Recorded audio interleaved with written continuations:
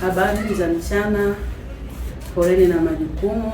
Natambua uwepo wenu waandishi wa habari, wanachama na watu wengine. Naitwa Victoria Benson Swebe, mwenyekiti wa Chadema wilaya ya Kyela. Nimewaita leo hapa, hatujazungumza muda mrefu kwa sababu ya mambo mbalimbali na maumivu tulionayo moyoni. Nimewaita hapa kama mwenyekiti ambaye ni mwanamke halafu mzazi mwenye uchungu na maumivu ya kuzaa mtoto. Kinachonifanya leo nizungumze, kama atanisikia Samia itakuwa ni nzuri, kwa sababu ni mwanamke mwenzangu ambaye naye amezaa na ana uchungu na anajua nini maana kuzaa. Kitendo kinachoendelea kwenye nchi yetu, hayuko mtu yuko salama. Hawako salama CCM, hawako salama walio na vyama na wasio na vyama. Leo tulikuwa tunasikia mwenyekiti amekamatwa, yuko ndani. Watu tunaendelea kuomba Mungu na kusubiria kwamba ni nini hatima yake, na kesi kubwa aliyopewa ambayo adhabu yake ni kunyongwa.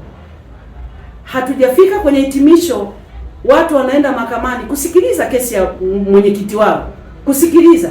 Hawana panga, hawana rungu wala silaha. Wameuawa, wameumizwa, wengine wameambulia jela. Lakini kama rais amekaa kimya, ni kama mtu aliyepigwa ganzi, hasikii maumivu ya aina yoyote. Hatujafika mbali. Leo tunasikia mchungaji askofu wa Katoliki, kiongozi wa dini, anasema tu kuhusu katiba na jinsi gani serikali anakwenda kutekwa na kupigwa nyumbani kwake. Tulipofika sio salama, hakuna mtu yuko imara wala salama. Kwa hiyo kama waandishi wa habari na ndugu zangu mnaonisikiliza, tunatakiwa kuomba kwa ajili ya hili taifa. Tunatakiwa kusema kwa ajili ya taifa. Kama una uwezo wa kusema sema, kama una uwezo wa kuomba omba, kama una uwezo wa kushauri shauri. Mimi ushauri wangu kwa rais wangu wa Tanzania, Rais wa Jamhuri ya Tanzania Samia Suluhu Hassan, mwanamke mwenzangu ambaye amepata uchungu kama mimi, hajaribu kuona haya mambo yanaendelea, kwa sababu tunamsema yeye moja kwa moja kama rais wa nchi. Vitu vyote hivi vinatokea, hajawahi kutoka hadharani na kusema kitu chochote. Yesu ana viuma na risasi kiunoni, hawezi kukunja mguu wake mmoja. Analalaje hapo kwenye sakafu? Anakaaje kwenye hivyo vyoo vya public? Angekuwa ni mtoto wake, mke wa Mchengerwa ambaye amemzaa naye kwa miezi 9 kwa uchungu kabisa kama alivyozaliwa Lissu, angevumilia? Angekaa kimya? Kwa nini leo anatunyamazia sisi wenzia, anatupa wasiwasi? Kwani kuitwa Chadema ina maana ni waaini? Sisi ni wauaji, sisi ni wakimbizi, sio Tanzania. Kwa nini anafanya hivyo? Na kwa nini tunafanyiwa hivyo? Tunajua tunatiwa hofu, tunajua tutatekwa, tutauawa. Mimi ninasema kama mwenyekiti, na mtu mwingine yeyote ambaye atakuwa na uwezo wa kusema, kama una uwezo wa kusema sema, kwa sababu hata usiposema utauawa. Kwa sababu umeshavaa t-shirt ya Chadema, umeshashika kadi ya Chadema, umekuwa ni mwana Chadema na kila mtu anajua wewe ni mwana Chadema, utauawa. Kwa hiyo mimi nitasema tu, ninajua kama nitatekwa sawa, kama nitauawa sawa, lakini nataka nimwambie uchungu wa ubebe kama walivyoubeba wa Tanzania. Kwani mtu kusema no reform no election ni kukutukana? Anasema hakuna uchaguzi bila mabadiliko ya katiba, bila mabadiliko ya madaftari. Wanasema tukahakiki madaftari ya kupiga kura, sijui tukafanyaje. Tunahakiki nini wakati kila kitu wameweka majibu? Mbona tunawaumiza watu wetu kwenye mauchaguzi? Mbona watu wamepata vilema, wamevunjwa? Mbona sisi wote ni waanga? Kwa nini mama asisikilize basi watu wanasema nini? Mimi nimewahi kuona Mwalimu Nyerere anasema mtu kiongozi yoyote asiyesikia kwamba huko nje wanataka nini, huyo hafai kuwa kiongozi. Na sisi hatuwezi kusema anafaa, afai au anafaa. Basi atusikilize, asitupige, asitufunge, asituteke. Tuna maumivu. Kuna vijana wetu wengi wametekwa. Soka hatujui mpaka leo wamemweka wapi. Johannes Kipanya hatujui yuko wapi. Yuko Chaula kuchoma tu picha aliyochora yeye. Hatujui yuko wapi mpaka saa hizi. Anafikiri sisi wa mama wa Tanzania hatuna maumivu? Hatuumii? Mpaka tunaitwa viongozi. Tumepita sehemu nyingi. Waandishi wa habari, jana nimeangalia kitu kwenye simu ambacho hata nyie mnatakiwa mkiangalie na muangalie mara 2-3. Mama huyu anataka kutupa visa na maaskari tunaoishi kwenye majumba yetu. Kuna maaskari wameanguka na gari Kongo, raia wanasema mnapotufanyia mfe, hawataki kuwasaidia. Anataka tufike huko. Kuna askari tunaishi nao vizuri, wamepanga kwenye nyumba zetu, wanaishi kwetu, wameoa kwetu, tunakula nao, tunakunywa nao, lakini tunakoelekea anataka kuona hasira za Watanzania. Mimi nataka kusema Watanzania, kama yule rais sijui wangapi aliyesema Watanzania ni marehemu ambao hawawezi kuamka na kutetea haki zao, nami naungana na yule baba, kwa sababu leo wanasema viongozi wa Chadema hawajaandamana. Unataka kiongozi wa Chadema aandamanaje? Amekuitia mikutano, amekueleza nini kinaendelea kwenye nchi? Ni sisi wa Tanzania kuamka sasa kudai haki zetu. Ni kweli tutauawa, tutakatwa mapanga, tutafichwa. Lakini nasema mimi Watanzania kama tumeamua, tumeumia kusema sasa basi, hawa polisi ni wachache sana, hawezi kutumudu. Kwamba leo hizi kata 33 kila sehemu watu wanapiga kelele, hii mikoa yote Mbeya wanapiga kelele, polisi wa Kyela watumudu Kyela, polisi wa Mbeya watumudu Mbeya, polisi wa Iringa imudu Iringa, haitawezekana. Na sisi wananchi tuko wengi sana, ambao tukasema sasa tunataka sauri moja kwa rais wetu wa Tanzania aseme kwamba anatusaidiaje ili tutoke kwenye hili wimbi, kwa sababu hakuna mtu asiyependa amani. Tunahitaji sana amani ya nchi hii. Lakini kwa nini huyu mama hataki amani? Kama anataka amani, awaite wale viongozi, sio kuwaweka ndani kwamba ndio suluhu, sio kupiga watu ndio suluhu. Leo tunaamka na habari ya kusema Mdude amepigwa, hajulikani aliko. Tunaonyeshwa damu tu za ndani ya chumba chake. Wameenda watu wanajiita polisi, wana silaha. Unafikiri leo tutacheka na polisi, tutakula nao vizuri kama tulivyokuwa tunacheka nao? Mimi nasema mimi binafsi nimechoka. Watanzania watuunge mkono, tusimame nao kama tunavyowahubiria kwamba jamani, hii nchi sio salama. Mimi na ndugu zangu wa CCM kwamba huyu mama akinitumia watu wakaniteka, nao wanaojiita usalama na polisi wanapopenda kutumwa, mimi niwaombe polisi, niwaombe tena kwa unyenyekevu. Polisi aibu waliobaki nayo ni kubwa sana. Tumewakuta wakiiba kukula, wanaweka kwenye masanduku. Polisi ndio hata kama wanatumwa, wawe na hofu ya Mungu. Binadamu wanaopigwa na kuuawa na kuwatumia mbwa zinawazalilisha na kuwavua nguo. Wengine ni watoto wao, wengine ni dada zao, wengine ni raia wa Tanzania ambao sio wakimbizi. Kwa hiyo wasipoona hayo mambo, ipo siku. Na ndio maana polisi wakistaafu wanatia huruma, wanaomba 500 kwenye vijiwe. Wanakuwa walinzi kwa sababu hawajawekewa vitu ambavyo watadumu navyo milele. Wanaishi kama sisi. Kuna mataifa, kuna nchi za watu waliobarikiwa, wanawajali, lakini sio Tanzania. Tanzania mwalimu, polisi, lakini ndio watu wanaoiba kula na kuwapeleka CCM kwenye madaraka. Utakuta walimu, watendaji ambao wana maisha ya chini kabisa. Lakini sisi tunabaki wanasema Chadema acha wauawe. Kwani nyie waandishi wa habari wote ni wa Chadema au nyie wote ni wa CCM? Hamna ndugu kwenye Chadema wala kwenye CCM. Kwa hiyo ndugu yako akifa unakwambia huyu mwana CCM ndo aliyemua. Ndio maana watu wanalipa visasi kwenye nchi yoyote ambayo unajua kabisa huyu alimuua ndugu yangu, huwezi kumwacha salama. Na huwezi kumkuona kwamba hivi vitu vitakuja kuisha kirahisi kama wanavyoona. Samia kama anatusikiliza, sisi ni wanawake ambao tuna uchungu kama yeye, ana watoto, ana wajukuu, ana familia. Wakae mezani wazungumze. Akae na watu wa viongozi wa Chadema, amwite Tundu Lissu, amtoe huko ndani, anateseka baba wa watu, mguu mmoja ujikunji, ana marisasi. Kwani hawamwogopi hata Mungu? Kwani hawajui kama kufa kupo? Magufuli yuko wapi? Kwa nini hawakuzuia kifo cha Magufuli? Alikuwa ni rais machachari. Ndio wajue kwamba Mungu ni hakimu wa haki, anatenda haki kwa kila mtu. Lakini tumechoka na hizi tabia. Hii nchi ni ya kwetu sote. Hii nchi ni ya Watanzania. Leo mimi nataka nijiulize, kuna ndugu zetu ambao wana Chadema leo wanaitwa G55 G55. Kweli unaona wenzako wanauawa, wanapigwa, wanasurubiwa, wanakaa jela. Leo nataka useme wewe G55 wa nani? Wa kumbariki Samia, wa kuibariki CCM kwamba iko inatenda haki? Jamani, Mimi niombe kama mwenyekiti na ambaye ninakisemea chama changu ninachokipenda kwamba hata hao ndugu zetu wa G55 tunahitaji tuwashauri, kwa kuwa wengine tunawafahamu, tutawapigia simu tuwashauri. Hata kama wanataka kufanya hicho kitu, waone tu kwamba leo Mdude hatuna hakika kwamba yuko salama, kwa sababu kila walioondolewa, waliochukuliwa hawajawahi kurudi salama, hatujawahi kuwaona kwenye macho yetu.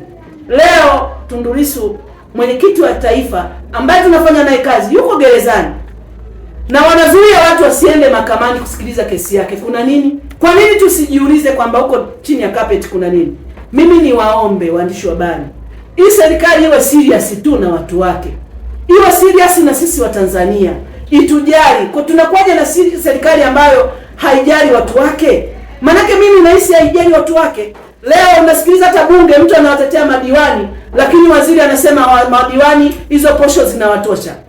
Hawako serious. Unakuta kwenye halmashauri moja, kwa ajili ya urafiki na uchawa, mkuu wa wilaya ni mwanamke, mkurugenzi ni mwanamke, sijui dasi ni mwanamke, sijui unaenda kwa DMO ni mwanamke, unaenda kila sekta ni mwanamke. Hakuna hata kuwachanganya watu kwamba wawe na mawazo tofauti kwa ajili ya kuwasaidia wananchi wao na halmashauri yao. Kwa sababu ya uchawa na urafiki wanachomeka watu, ili tu wakisema amemsifia mama wanamkosea sana. Yaani kila kitu Samia amefanya.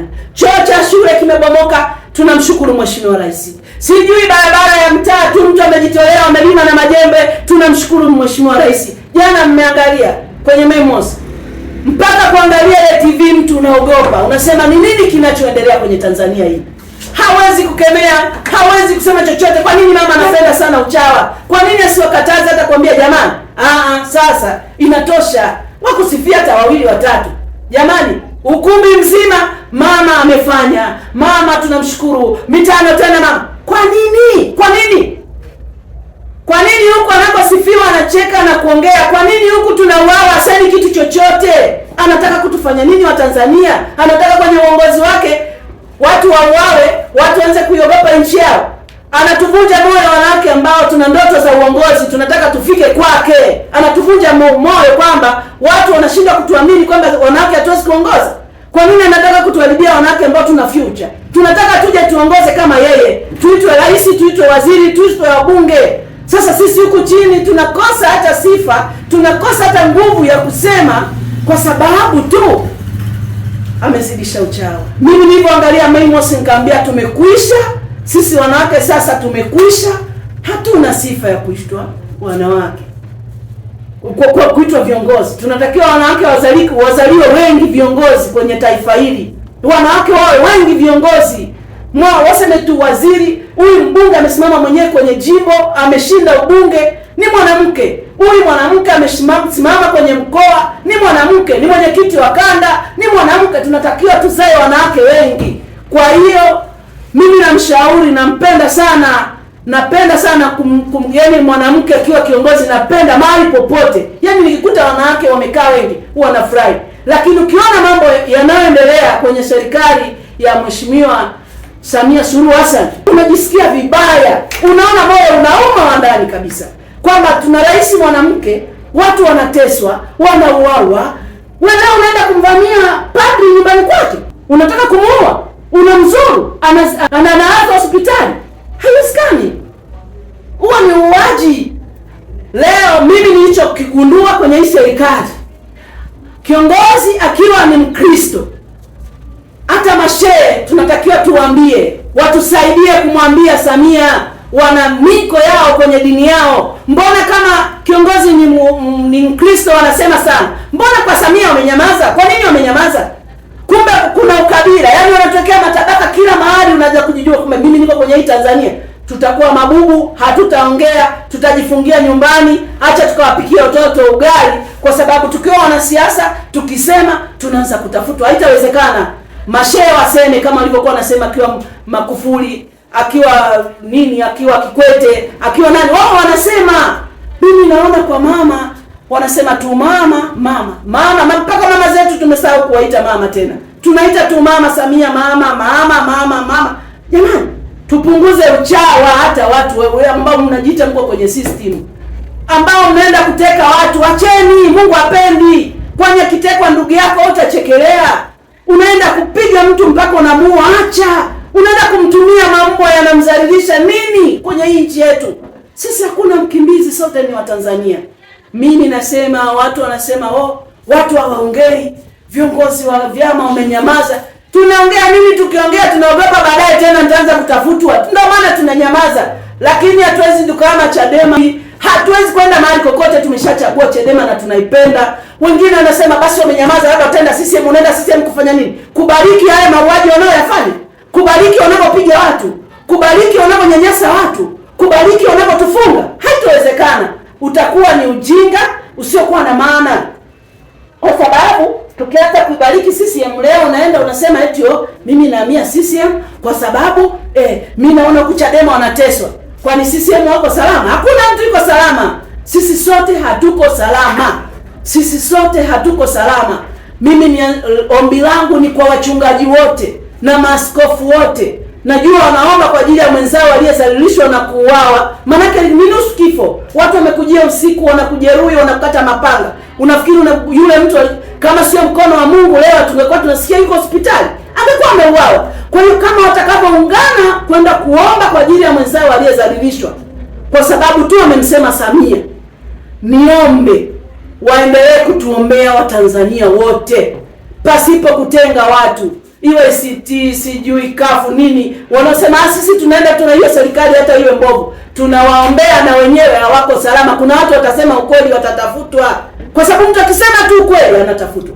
Akisema tu ukweli kuhusu hii serikali inavyotunyanyasa anatafutwa. Mimi ninasema leo, wachungaji wote, wazee wa kanisa, waombaji wote, hata hao mashehe wakemee kwa huyu mama vitu vinavyoendelea, ili tu waweze kupata sababu kwa Mungu. Kwa sababu Mungu mpaka amewapa hivyo vyeo, alijua tangia wanazaliwa kwamba ni watu gani wanaweza kusimamia. Uongozi unaanzia chini. Mimi nishakuwa kiongozi shuleni, nikawa barozi, nikawa mwenyekiti wa BAWACHA, mwenyekiti sijui wa nini, kusijui ni vyeo vingapi, kwa sababu vyeo vinaenda. Cheo huwezi tu umeamka asubuhi unasema eti mimi nataka kugombea ubunge, hujai kuwa hata mtendaji wa mkatibu wa kata. Unatakiwa uanze huko chini, ujifunze itifaki. Ndio maana watu wengi ambao uongozi upo unasema huyu Mungu ameweka uongozi kwake. Huyu kweli mchungaji, Mungu ameweka kitu kwake. Ameshaanzia huko chini. Lazima uanze chini ndipo upande juu. Kwa hiyo mimi niwaombe wachungaji wote, Watanzania wote, anapofinywa mwenzio ni binadamu mwenzio, na watu tunapokamatwa, watu tupige kelele, tusiogope hiyo system au maskari ni ndugu zetu. Wengine hawapendi maskari kuona vitu vinavyoendelea kwenye nchi yao. Lakini watasemaje? Wameshapata nini? Wana kiapo kwamba ukiambiwa hivi ni hivi. Lakini kama hao askari ambao wanapata hofu unapo mtu anapoteseka, ukipiga kelele kwamba mnamkamata Viki amekosa nini, watakwambia kimbia naye, kwa sababu na wenyewe hawapendi hayo mama. Lakini Watanzania tumekuwa na hofu, tumekuwa waoga. Mwenzetu anakamatwa, tunakaa kimya, tunamwangalia. Ndugu zanguni, tunaenda wapi? Kwenye taifa lipi? Ndio maana tumeitwa ni maiti ambazo haziwezi kuamka kudai haki zao. Nakubaliana na yule baba, na ni mtu mzima, nimemuona kwenye mtandao, ninakubaliana naye 100%. Watanzania, viongozi wetu wa chama wameshaitisha maandamano mara nyingi. Hii maandamano ya mwisho ameitisha Freeman Aikael Mbowe, tuko Dar es Salaam. Yani wanamchukua mwenyekiti, amekuja vyombo vya habari wanataka tu kuchukua habari, mwenyekiti alikuwa anafanya maandamano. Kwa nini wanamkamata, wanamsukumzia kwenye gari, wanakamata mtoto wake? Watanzania kuna kitu tunafanya.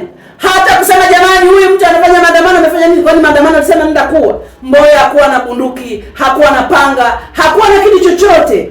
Lakini maskari zilikuja gari mpaka vifaru. Yaani kuja magari mimi sijai kuona, kwa sababu nilikuwa nimetoka mkoani ndio nashangaa. Kumbe kuna migari yote hii Dar es Salaam. Tukabaki tunashangaa. Tukaishia kutembea Dar es Salaam na kurudi tukafanya maandamano. Lakini mnataka wao viongozi wasemaje? Wameshatangaza maandamano, Kyela andamaneni, Mbeya andamaneni, sijui Pinda andamana, kila mahali andamana. Tuone kama kweli hii serikali itatumudu. Haiwezi kutumudu. Lakini mimi nasema na kunyenyekea kote na kunyanyamaza kote, ipo siku isiyojulikana. Ipo siku hao Tanzania watachoka. Ipo siku yani wanatuongeza hasira siku hadi siku, kwa sababu sisi sio watu wa hasira, sio watu wa visasi, sio watu wa mapigano, na tunamheshimu Mungu. Na washauri wa rais, mshaurini huyu mama vizuri, mshaurini vizuri, zungumza naye. Ni mwanamke, lakini ni mwanamke kiongozi. Zungumza naye, mwambieni hapana, shika breki, fanya hivi, badilika. Kiongozi yoyote ni yule anayeshauriwa na anashaurika, na naye anashauri. Huwezi kushauri kama wewe ushauriki. Kwa hiyo niwaombe washauri, lazima tuwe na washauri. Hata mimi pia nina washauri, hichi fanya, hichi usifanye.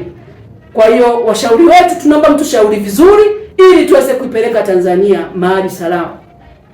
Email kwa kweli imekaa upande, inatuogopesha. Leo hata ukitembea njiani una amani. Yaani hata leo chakula tunatembea nacho kwenye outport, unaoshindwa hata kununua chakula kwamba hapa kweli nitakuwa salama. Yaani unajiogopa kwenye nchi yako, tunaogopa. Kwa nini tufikie huko jamani? Mbona tumefika mbali sana? Leo unawatesa tu watu.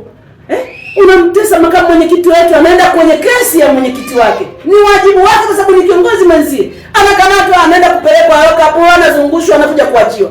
Tena mkitukamata mnatuzungusha. Mimi nimeshalazwa Central mara nyingi. Wamekuwa kukamata, tukio limepita, wanawatoa, hawana hata kesi wamewafungulia. Ni uoga tu. Sasa ndo najua kiboko ya CCM ni Chadema tu. Hakuna chama kingine. Maana Chadema tukifanya jambo lolote CCM lazima tutafutiwe sababu, kesi. Jamani, tulikoenda ni kwingine kabisa. Mimi niseme waandishi wa habari, ya kwangu ni hayo. Ushauri wangu, washauri wa rais wamshauri vizuri. Wamshauri vizuri ili Tanzania iwe salama. Alafu ushauri wa pili, rais wa Tanzania waite wa vyama vingine, kaa nao mezani, yale wanayosema kama unayaona ni mazuri na kama unayaona wewe ni mabaya kwa faida yako, kubaliana nao, mkubaliane, viende kwa maandishi, kila kitu ni document. Kama wewe unaona una wanachama wengi, una watu wengi kwenye mikutano yako, watu wanajaa, kwa nini usiende tu kusema sasa nabadilisha katiba, mimi nimeshajijenga miaka 60 na kwa nini sio na wanachama kukuchagua? Ndio maana tulisema kama kweli mnajiamini, twendeni ubaoni, badilisheni katiba, tukapige kura, watu wakaamue zitakazo tutosha sisi za kwetu, zitakazo watosha nyie za kwetu, tuone nani atakuwa mshindi. Hamtaki kutenda haki, mnatukimbia, mnatufunga. Mtu akisimama tu mmoja kashakaa miezi 8 gerezani, lakini je, kuna kesi alipewa? Haipo. Kwa hiyo tutakuwa tunateseka mpaka lini? Kuwa wapinzani sio kwamba sisi ni wakimbizi, ni Watanzania na tuko kwenye nchi yetu. Kwa hiyo mimi niseme kabisa kwamba askari mmepata aibu mara nyingi. Hebu ongozeni kwa haki. Hii habari ya kusema mtu kweli tu akisema kweli mtu anaenda kwenye kesi. Mimi nimejiuliza siku ile ya kesi tarehe 24 sikula hata chakula. Anaenda kusikiliza kesi. Mnaona anakosea, ndio mchukueni mpeleke pembeni. Akikaa tu anasikiliza kesi, kuna shida gani? Mpaka ulete mbwa, ulete marungu, uvunje watu miguu, kawa tupe sisi Bagamoyo. Shida nini? Kama ameenda tu kusikiliza kesi, amekaa tu mahakamani, akasikiliza kesi, imeisha, akaondoka. Na ubaya wake mnapiga watu, mwenyekiti mwenyewe mtatuletea mahakamani. Mnasema mnahukumu kesi kimtandao. Sasa si mngeacha watu washangae wenyewe mpaka waniondokee kwa sababu mwenyekiti wao hamjamleta, mnahukumu mnavyotaka. Jamani, mimi ya kwangu yalikuwa ndo hayo, lakini huwa nasikia hasira sana pale ambapo watu wanafanya vitu kama watu wote hawana akili. Watu wote ni matawila. Watu wote hawaelewi kwa sababu vitu wanavyodai. Na sisi tunasema kama chama, hilo ndo neno langu la mwisho, tumesema no reforms, no election. Hatuendi kufanya uchaguzi bila mabadiliko ya sheria. Na sisi tunawaambia sasa wanachama wote wa jimbo langu la Kyela na majimbo mengine kama watasikia maneno haya, kwenda kuhakiki taarifa zao kwenye ile daftari sio dhambi. Wahakiki kwa sababu kuna vile vitambulisho ni vya kwetu, ni mali yetu kwa sababu ni Watanzania, ila hatutapeleka mawakala bila mabadiliko ya sheria kwenye daftari. Huko ndo kuna uovu mwingi sana. Hatuwezi tukasema eti tunaenda kulipitisha daftari tunapeleka mawakala wakati ile daftari ndio linatuchinja. Mimi nilikuwa na uchaguzi hapa. Kunyia wote waandishi wa habari mmeona. Unaenda kwenye kituo, askari ndio anaswaga wanafunzi, anaenda kujiandikisha. Wanafunzi ambao wako form 2 Anasema huyu ana miaka 18. Form 1 wamebeba wanafunzi karibu 400 wanaenda kwenye kituo kimoja cha Kafundo.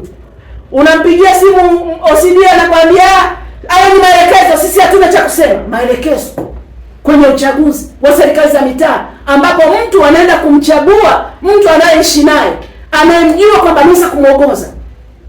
Mkurugenzi tuko naye Ipinda amesimama ameroa nguo zote jasho. Anasema hapa lazima kieleweke. Nikamwambia mkurugenzi, wewe umeletwa kwa barua, umeteuliwa na rais. Hawa ni wazawa, wanahitaji kuchagua mtu anayemtaka anaweza kuwaongoza. Alipoona amezidiwa, alibeba maboksi ya kula kuanzia kwenye vitongoji mpaka vijiji, anasema anaenda kuhesabia halmashauri. Alipoona ameshinda. Sasa leo tena unapeleka watu, walipiga watu, wameweka watu lokapu, wamewafunga, wamepeleka magereza, tumewatoa tu. Leo tumetenda tena hao tunaenda kushiriki nao uchaguzi. Jamani, si tutaua watu tutamaliza. Kwa sababu mtu akipiga kura anajua anashinda, anakuwa na hasira. Ndio maana tumesema hatutaki kuua wanachama wetu, hataki kuua viongozi wetu.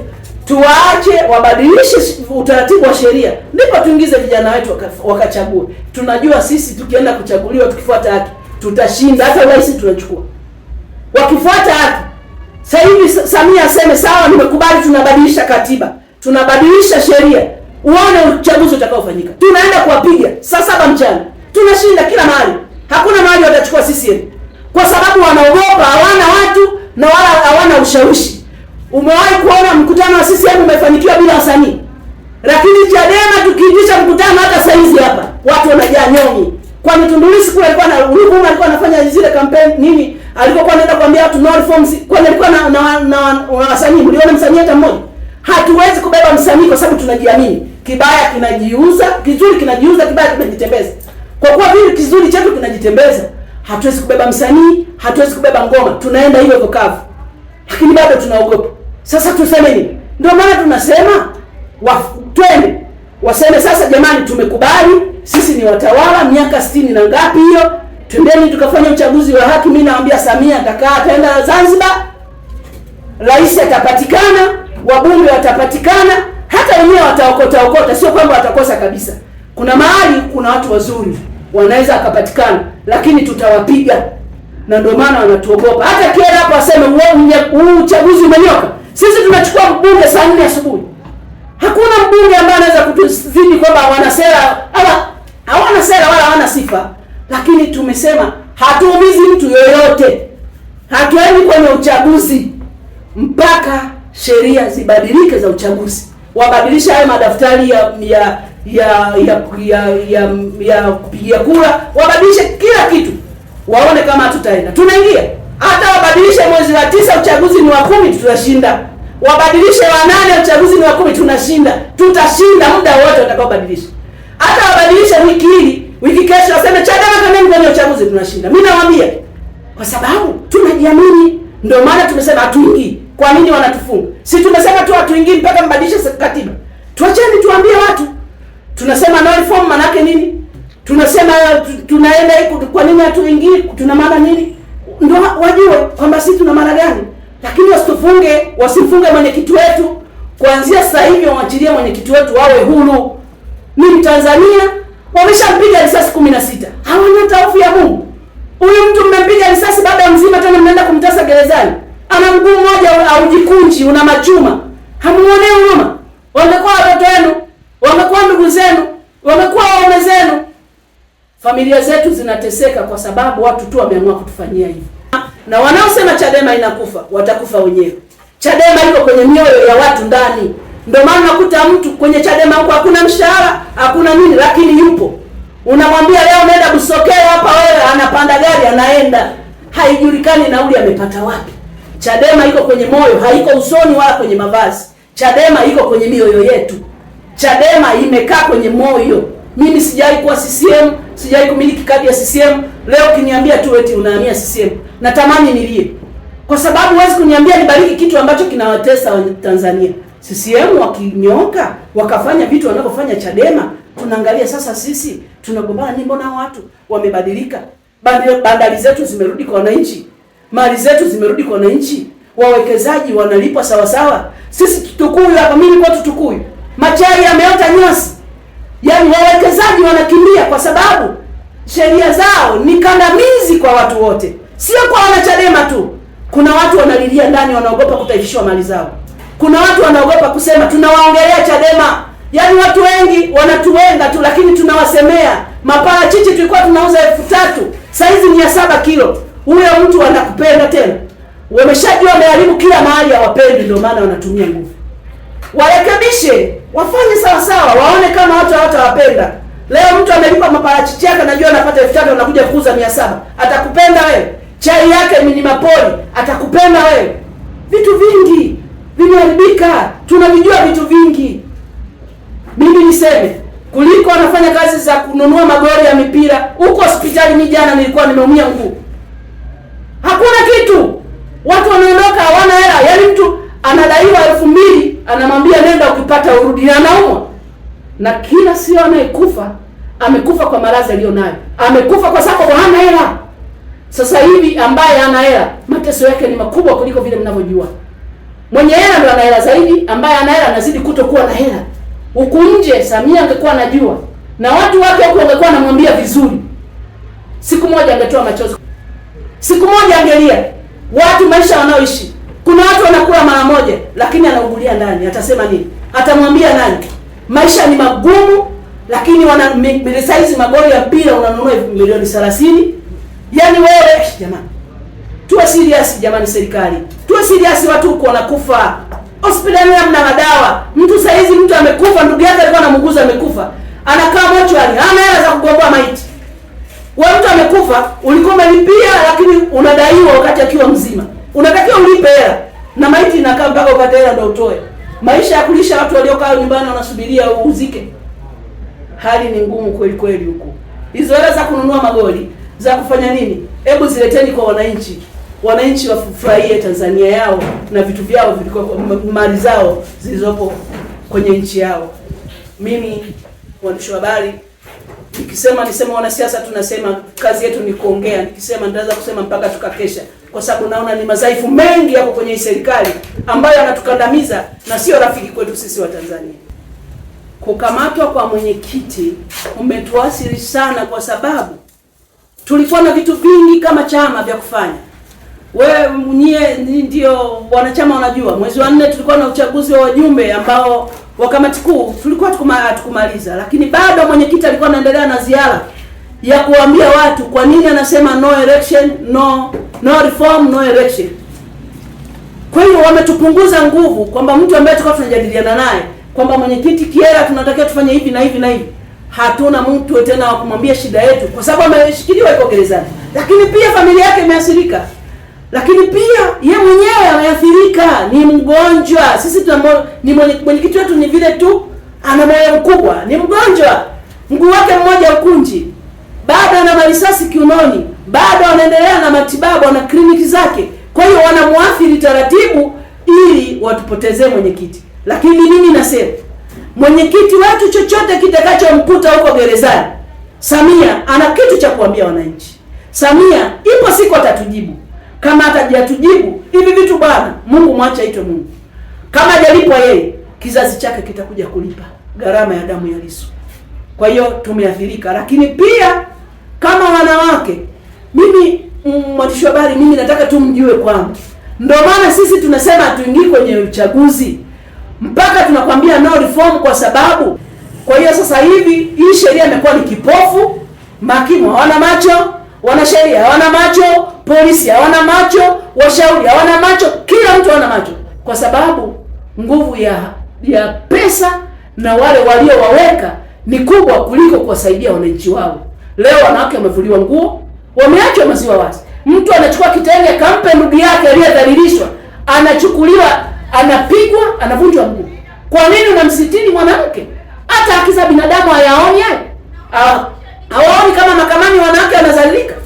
Sio wanawake tu, wanaume wamevunjwa miguu, wanaenda kutupwa, sijui wameenda kutupwa Bagamoyo. Haki za binadamu hawayaoni hayo? Mbona hawasemi, wamekaa kimya?